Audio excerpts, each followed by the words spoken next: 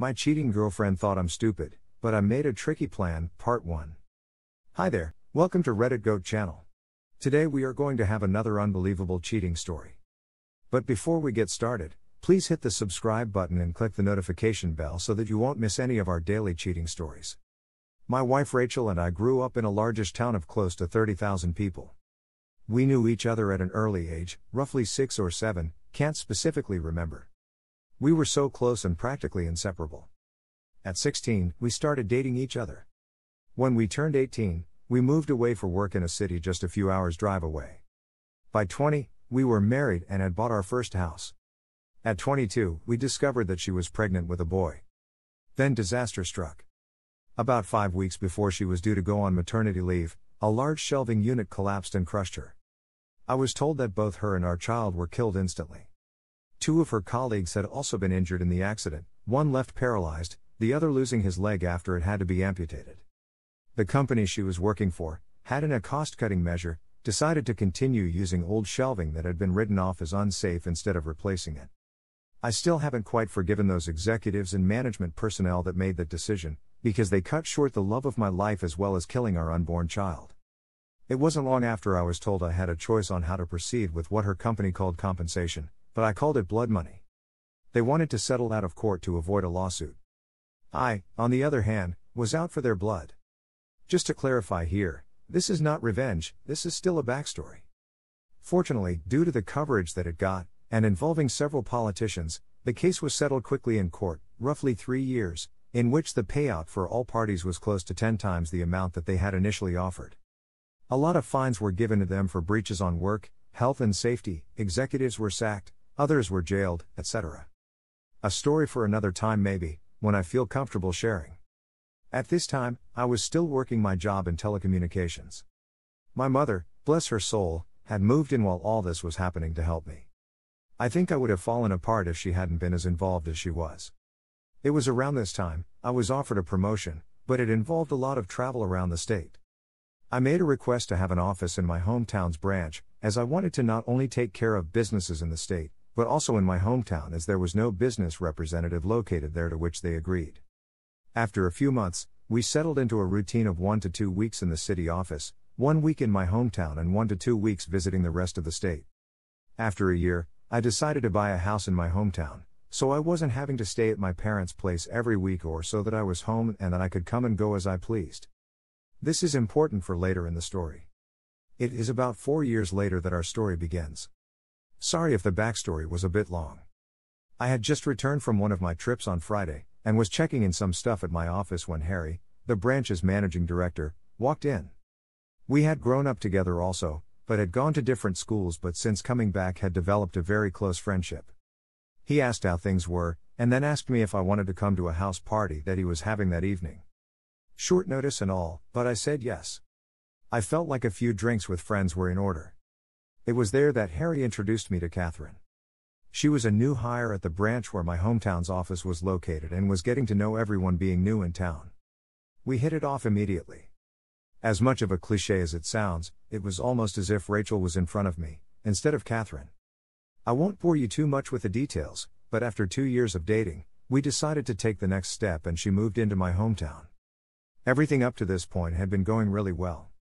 Catherine and my parents got along, and Rachel's parents also approved and were happy that someone could make me just as happy as Rachel had done. All was going well for close to a year when things began to change. Skype sessions were cut short suddenly. Neighbors would tell me about how a car, described to me like it was Harry's, was always seen parked in the back alley near my house whenever I was away. Some clothes that weren't mine were in my wardrobe. All signs pointed to her cheating, but she said that nothing was happening. She said that Harry would come over occasionally to discuss business, etc., but never stayed the night. I chalked it up to me being paranoid and continued on as if nothing was wrong, but there was always this feeling that something wasn't right. It was close to 6 months after that I discovered that she had been lying to me. I had just finished closing a rather large contract with a new company, and negotiations had wrapped up earlier than I had anticipated. So instead of sticking around for the next few days, I decided to pay for an early flight home and surprise everyone. Fast forward a few hours and I drive into my hometown and down the alley behind my house so that I could get into the house without being seen and surprise Catherine. Some part of me was curious, however, as to whether this mystery car was there. Sure enough, there was a car that was blocking the back entrance gate. I was confused for a moment, wondering if it had just been a neglectful neighbor parking, only to realize that it was indeed Harry's car. If it hadn't been for the high hedge line that I had put in a few years back for privacy, I may have well driven past my own place. Pulling up behind his car, I got out and thought it was strange that he was there so late, as she claimed that he always had left by now. As I approached the back of the house, I saw something that made my stomach drop. In my kitchen, Catherine and Harry were going at it hammer and tong. I froze. Time stopped. There was my close friend, having sex on my kitchen bench with my girlfriend. I didn't know what to do. So many questions were running through my head. Was this real or was I dreaming? Why were they having sex in my house? Feeling defeated, I turned and left without them seeing me. I sat in my car for what felt like an eternity.